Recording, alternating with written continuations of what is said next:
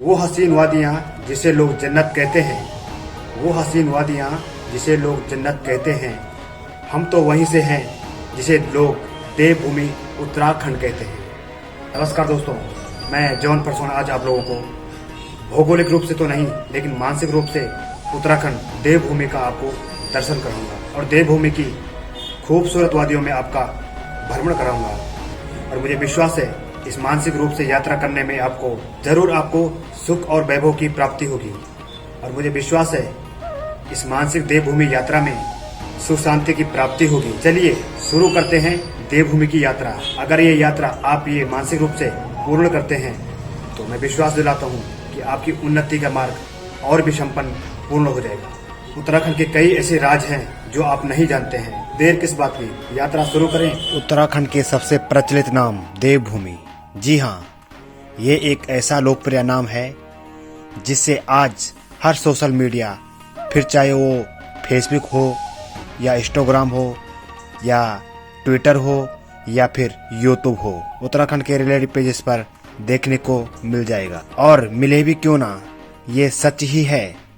यदि आप उत्तराखंड में घूमने आते हैं या फिर आप यहाँ के निवासी हैं तो आपको पता होगा कि यहाँ हर थोड़ी दूर पर ना जाने कितने छोटे बड़े मंदिर यानी कि थान मिल जाते हैं। यहाँ तक कि उत्तराखंड में ना जाने कितने छोटे बड़े मंदिर यानी कि थान जिसके समय समय पर पूजा होती रहती है, जिसको जागरी के नाम से भी जाना जाता है। यहाँ के अति उच्च और हिमालय क्षेत्रों आपको बहुत से साधु भी मिल जाया करेंगे जो कि अपने तप में लीन रहते हैं। भारत के उत्तर में हिमालय की तलहटी में बसा राज्य उत्तराखंड गठन के क्रम में भारत का 27वां राज्य है और हिमालय राज्यों के क्रम में 11वां। आधुनिक रूप में उत्तराखंड को अधिकांश युवा को इसकी प्राकृतिक सौंदर्यता और केदारनाथ, बद्रीनाथ, गंगोत्री, यमुनोत्री के लिए भी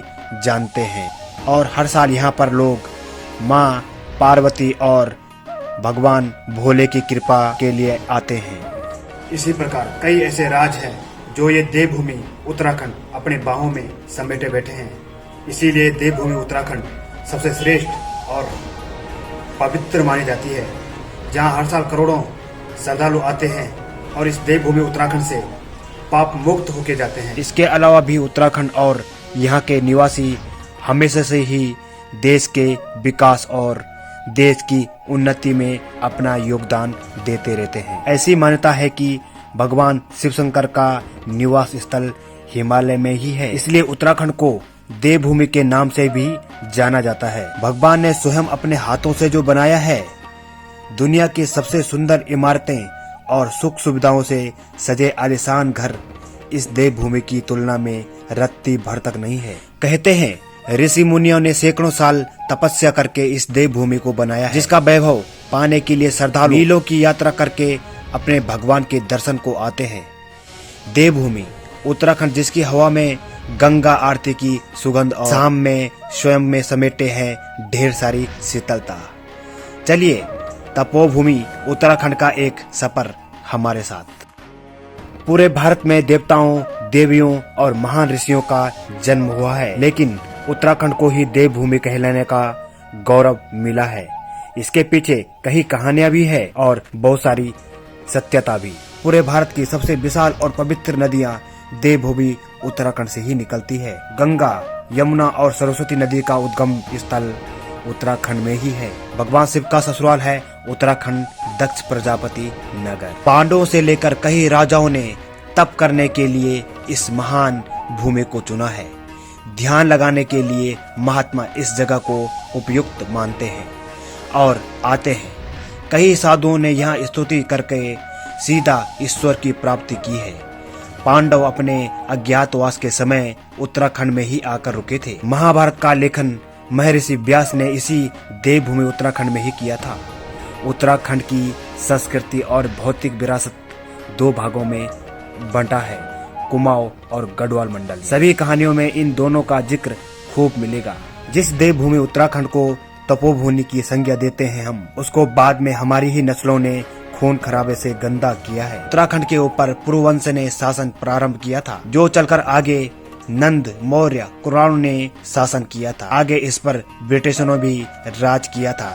गढ़वाल में पश्चिम हिस्से में बनी भगवान बुद्ध की मूर्तियों को सम्राट अशोक ने ही बनवाया था। इसके अलावा एक मान्यता है कि जिस हिमालय में शिव का वास है वो यहाँ है। पौराणिक ग्रंथों के अनुसार माता सती के पिता राजा दक्ष प्रजापति कनखल में ही शासन करते थे, जो कि हरिद्वार में है। इसके अलावा माना जाता है कि नैनी झील जो नैनीताल में है, वो माता सती के मृत शरीर को लेकर जब शिव जा रहे थे तो माता सती के दहिनी आंख गिरने से नैनी झील का निर्माण हुआ था।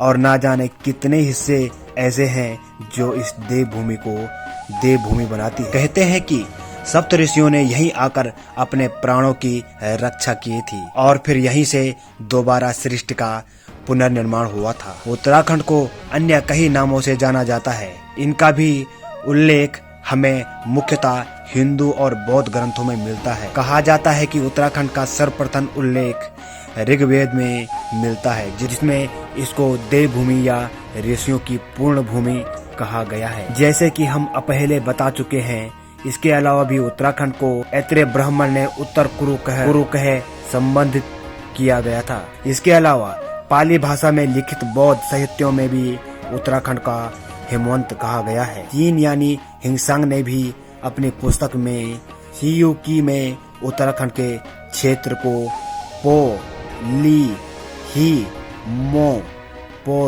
लो और हरिद्वार को मो यू लो कहा है। इन सब के अलावा उत्तराखंड का सर्वाधिक उल्लेख हमें स्कंद पुराण में मिलता है। स्कंद पुराण और पार्वती के पुत्र स्कंद, जिन्हें भगवान कार्तिकेय भी कहा जाता है, और दक्षिण भारत में जिन्हें मुर्गुन स्वामी कहते हैं। इस महापुराण में उत्तराखंड का उल्लेख मिलता है। स्कंद पुराण में जिन 5 हिमालय खंडों का विवरण मिलता है, उनमें से 2 खंड केदार खंड और मानस खंड के बारे में इतिहासकारों का मानना है कि ये दोनों उत्तराखंड में ही है, जहां केदार खंड को गढ़वाल और मान खंड को कुमाऊं का पूरा भाग माना गया है। और ऐसे माना गया है कि नंदा देवी पर्वत श्रृंखला इस दोनों की सीमाएं को अलग करती है। उत्तराखंड का माणा गांव, जिसे कि देश का आखिरी गांव कहा जाता है, धर्मराज युधिष्ठिर ने इसी जगह स्वर्ग गए थे। इसके अलावा भी ऐसे अनेक पौराणिक कहानियां हैं और तथ्य है जो कि उत्तराखंड को देवभूमि होने की पुष्टि करते हैं। जैसे कि महाभारत में वन पर्व में भी उत्तराखंड का उल्लेख मिलता रहता है। हरिद्वार एक ऐसी जगह है जिसे किसी परिचय की आवश्यकता नहीं है। हरिद्वार, जिसे कहा जाता है स्वर्ग का द्वार, कहा जाता है। पौराणिक ग्रंथों की मान्यता के अनुसार जब समुद्र मंथन हुआ, उस वक्त अमृत की कुछ बूंदें यहाँ इस हरिद्वार में गिरी थी। इसीलिए आदिकाल से ये हरिद्वार एक पवित्र स्थान बना हुआ है। दूसरा उदाहरण पौराणिक ग्रंथों में माना जाता है। पौराणिक ग्रंथों के अनुसार हर यानी कि महादेव और हरि यानी कि विष्णु, महादेव और विष्णु ने जब पहली बार अपना पैर इस धरती में रखा था, वो यही धरती है जिसे हम हरिद्वार कहते हैं। ऐसे माना गया है कि कुरुक्षेत्र में अपने सगे संबंधियों की हत्या करने के बाद इनका पश्चाताप करने के लिए सभी पांडव हिमालय की ओर जाते हैं, और वो रास्ता उत्तराखंड के माणा गांव है, जिसे कि देश का आखिरी गांव भी कहते हैं। महाभारत के अनुसार ऐसे माना जाता है जब सभी पांडव एक एक करके अपना शरीर त्यागते गए और अंत में जब सिर्फ धर्मराज युधिष्ठिर ही बचते हैं, तो वे इसी जगह उत्तराखंड से स्वर्ग गए थे। इसके अलावा भी ऐसे ना जाने और कितने प्रमाण है जिनके विषय में यदि बात की जाए तो शायद कभी खत्म ही नहीं होगी। इसलिए शायद किसी ने सही ही कहा है, अच्छे लोगों और सच्ची जगहों के बारे में शब्दों में बयां करना मुश्किल होता है। फिर भी हमने अपना उत्तराखंड के पौराणिक महत्वों के बारे में एक संक्षिप्त वर्णन देने का प्रयत्न किया है। यहाँ के लोग जितने भोले हैं, उतना ही सहनशील और निष्ठावान है। इस देवभूमि की जितनी ही कल्पना की जाए, शब्दों से बयां करना नामुमकिन है। इसीलिए कहा जाता है ये देवभूमि स्वर्ग का द्वार। इसी के साथ जय हिंद, जय भारत, जय देवभूमि उत्तराखंड।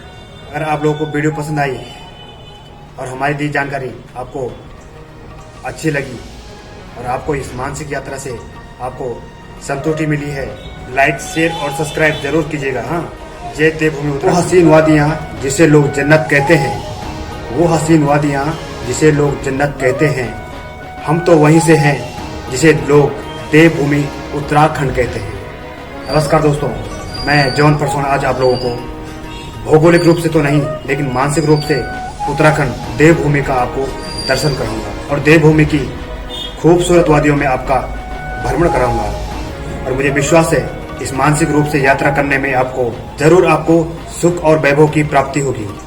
और मुझे विश्वास है इस मानसिक देवभूमि यात्रा में सुख शांति की प्राप्ति होगी। चलिए शुरू करते हैं देवभूमि की यात्रा। अगर ये यात्रा आप ये मानसिक रूप से पूर्ण करते हैं तो मैं विश्वास दिलाता हूँ कि आपकी उन्नति का मार्ग और भी संपन्न पूर्ण हो जाएगा।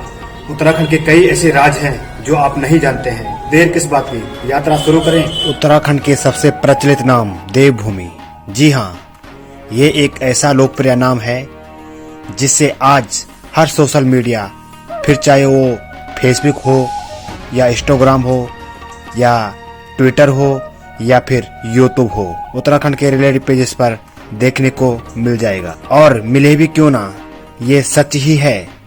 यदि आप उत्तराखंड में घूमने आते हैं या फिर आप यहाँ के निवासी हैं तो आपको पता होगा कि यहाँ हर थोड़ी दूर पर ना जाने कितने छोटे बड़े मंदिर यानी कि थान मिल जाते हैं। यहाँ तक कि उत्तराखंड में ना जाने कितने छोटे बड़े मंदिर यानी कि थान जिसके समय समय पर पूजा होती रहती है, जिसको जागरी के नाम से भी जाना जाता है। यहाँ के अति उच्च और हिमालय क्षेत्रों आपको बहुत से साधु भी मिल जाया करेंगे जो कि अपने तप में लीन रहते हैं। भारत के उत्तर में हिमालय की तलहटी में बसा राज्य उत्तराखंड गठन के क्रम में भारत का 27वां राज्य है और हिमालय राज्यों के क्रम में 11वां। आधुनिक रूप में उत्तराखंड को अधिकांश युवा को इसकी प्राकृतिक सुंदरता और केदारनाथ, बद्रीनाथ, गंगोत्री, यमुनोत्री के लिए भी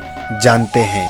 और हर साल यहाँ पर लोग माँ पार्वती और भगवान भोले की कृपा के लिए आते हैं। इसी प्रकार कई ऐसे राज्य हैं जो ये देवभूमि उत्तराखंड अपने बाहों में समेटे बैठे हैं। इसीलिए देवभूमि उत्तराखंड सबसे श्रेष्ठ और पवित्र मानी जाती है, जहाँ हर साल करोड़ों श्रद्धालु आते हैं और इस देवभूमि उत्तराखंड से पाप मुक्त होके जाते हैं। इसके अलावा भी उत्तराखंड और यहाँ के निवासी हमेशा से ही देश के विकास और देश की उन्नति में अपना योगदान देते रहते हैं। ऐसी मान्यता है कि भगवान शिव शंकर का निवास स्थल हिमालय में ही है, इसलिए उत्तराखंड को देवभूमि के नाम से भी जाना जाता है। भगवान ने स्वयं अपने हाथों से जो बनाया है, दुनिया की सबसे सुंदर इमारतें और सुख सुविधाओं से सजे आलीशान घर इस देवभूमि की तुलना में रत्ती भर तक नहीं है। कहते हैं ऋषि मुनियों ने सैकड़ों साल तपस्या करके इस देवभूमि को बनाया है, जिसका वैभव पाने के लिए श्रद्धालु मीलों की यात्रा करके अपने भगवान के दर्शन को आते हैं। देवभूमि उत्तराखंड जिसकी हवा में गंगा आरती की सुगंध और शाम में स्वयं में समेटे हैं ढेर सारी शीतलता। चलिए तपोभूमि उत्तराखंड का एक सफर हमारे साथ। पूरे भारत में देवताओं, देवियों और महान ऋषियों का जन्म हुआ है, लेकिन उत्तराखंड को ही देवभूमि कहलाने का गौरव मिला है। इसके पीछे कई कहानियां भी है और बहुत सारी सत्यता भी। पूरे भारत की सबसे विशाल और पवित्र नदियां देवभूमि उत्तराखंड से ही निकलती है। गंगा, यमुना और सरस्वती नदी का उद्गम स्थल उत्तराखंड में ही है। भगवान शिव का ससुराल है उत्तराखंड दक्ष प्रजापति नगर। पांडवों से लेकर कई राजाओं ने तप करने के लिए इस महान भूमि को चुना है। ध्यान लगाने के लिए महात्मा इस जगह को उपयुक्त मानते हैं और आते हैं। कई साधुओं ने यहाँ स्तुति करके सीधा ईश्वर की प्राप्ति की है। पांडव अपने अज्ञातवास के समय उत्तराखंड में ही आकर रुके थे। महाभारत का लेखन महर्षि व्यास ने इसी देवभूमि उत्तराखंड में ही किया था।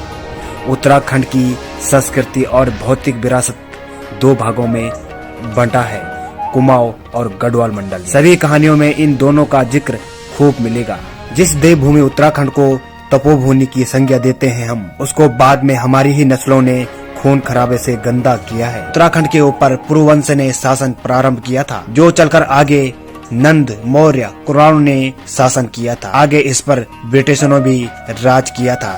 गढ़वाल में पश्चिम हिस्से में बनी भगवान बुद्ध की मूर्तियों को सम्राट अशोक ने ही बनवाया था। इसके अलावा एक मान्यता है कि जिस हिमालय में शिव का वास है वो यहाँ है। पौराणिक ग्रंथों के अनुसार माता सती के पिता राजा दक्ष प्रजापति कनखल में ही शासन करते थे, जो कि हरिद्वार में है। इसके अलावा माना जाता है कि नैनी झील जो नैनीताल में है, वो माता सती के मृत शरीर को लेकर जब शिव जा रहे थे तो माता सती के दहिनी आंख गिरने से नैनी झील का निर्माण हुआ। और ना जाने कितने हिस्से ऐसे हैं जो इस देवभूमि को देवभूमि बनाती। कहते हैं कि सप्त ऋषियों ने यहीं आकर अपने प्राणों की रक्षा की थी और फिर यहीं से दोबारा सृष्टि का पुनर्निर्माण हुआ था। उत्तराखंड को अन्य कई नामों से जाना जाता है। इनका भी उल्लेख हमें मुख्यतः हिंदू और बौद्ध ग्रंथों में मिलता है। कहा जाता है कि उत्तराखंड का सर्वप्रथम उल्लेख ऋग्वेद में मिलता है, जिसमें इसको देवभूमि या ऋषियों की पूर्ण भूमि कहा गया है। जैसे कि हम पहले बता चुके हैं, इसके अलावा भी उत्तराखंड को ऐत्रेय ब्राह्मण ने उत्तर कुरु कह संबंधित किया गया था। इसके अलावा पाली भाषा में लिखित बौद्ध साहित्यों में भी उत्तराखंड का हेमवंत कहा गया है। चीन यानी हिंगसांग ने भी अपनी पुस्तक में हियुकी में उत्तराखंड के क्षेत्र को पो ली ही मो पो लो और हरिद्वार को मो यू लो कहा है। इन सब के अलावा उत्तराखंड का सर्वाधिक उल्लेख हमें स्कंद पुराण में मिलता है। स्कंद पुराण और पार्वती के पुत्र स्कंद, जिन्हें भगवान कार्तिकेय भी कहा जाता है, और दक्षिण भारत में जिन्हें मुर्गुन स्वामी कहते हैं। इस महापुराण में उत्तराखंड का उल्लेख मिलता है। स्कंद पुराण में जिन 5 हिमालय खंडों का विवरण मिलता है, उनमें से 2 खंड केदार खंड और मानस खंड के बारे में इतिहासकारों का मानना है कि ये दोनों उत्तराखंड में ही है, जहां केदार खंड को गढ़वाल और मान खंड को कुमाऊं का पूरा भाग माना गया है। और ऐसे माना गया है कि नंदा देवी पर्वत श्रृंखला इस दोनों की सीमाएं को अलग करती है। उत्तराखंड का माणा गांव, जिसे कि देश का आखिरी गांव कहा जाता है, धर्मराज युधिष्ठिर ने इसी जगह स्वर्ग गए थे। इसके अलावा भी ऐसे अनेक पौराणिक कहानियां हैं और तथ्य है जो कि उत्तराखंड को देवभूमि होने की पुष्टि करते हैं। जैसे कि महाभारत में वन पर्व में भी उत्तराखंड का उल्लेख मिलता रहता है। हरिद्वार एक ऐसी जगह है जिसे किसी परिचय की आवश्यकता नहीं है। हरिद्वार, जिसे कहा जाता है स्वर्ग का द्वार, कहा जाता है। पौराणिक ग्रंथों के मान्यता के अनुसार जब समुद्र मंथन हुआ,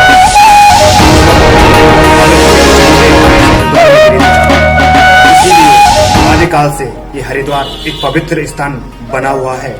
दूसरा उदाहरण पौराणिक ग्रंथों में माना जाता है। पौराणिक ग्रंथों के अनुसार हर यानी कि महादेव और हरि यानी कि विष्णु, महादेव और विष्णु ने जब पहली बार अपना पैर इस धरती में रखा था, वो यही धरती है जिसे हम हरिद्वार कहते हैं।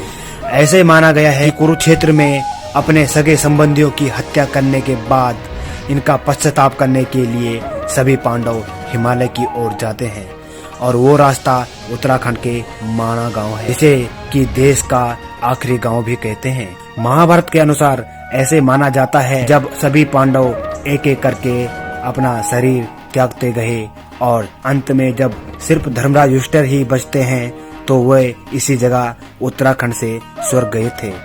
इसके अलावा भी ऐसे ना जाने और कितने प्रमाण है जिनके विषय में यदि बात की जाए तो शायद कभी खत्म ही नहीं होगी। इसलिए शायद किसी ने सही ही कहा है, अच्छे लोगों और सच्ची जगहों के बारे में शब्दों में बयां करना मुश्किल होता है। फिर भी हमने अपना उत्तराखंड के पौराणिक महत्वों के बारे में एक संक्षिप्त वर्णन देने का प्रयत्न किया है। यहाँ के लोग जितने भोले हैं, उतना ही सहनशील और निष्ठावान है। इस देवभूमि की जितनी ही कल्पना की जाए, शब्दों से बयां करना नामुमकिन है। इसीलिए कहा जाता है ये देवभूमि स्वर्ग का द्वार। इसी के साथ जय हिंद, जय भारत, जय देवभूमि उत्तराखंड। अगर आप लोगों को वीडियो पसंद आई और हमारी दी जानकारी आपको अच्छी लगी और आपको इस मानसिक यात्रा से आपको संतुष्टि मिली है, लाइक, शेयर और सब्सक्राइब जरूर कीजिएगा। हाँ, जय देवभूमि उत्तराखंड।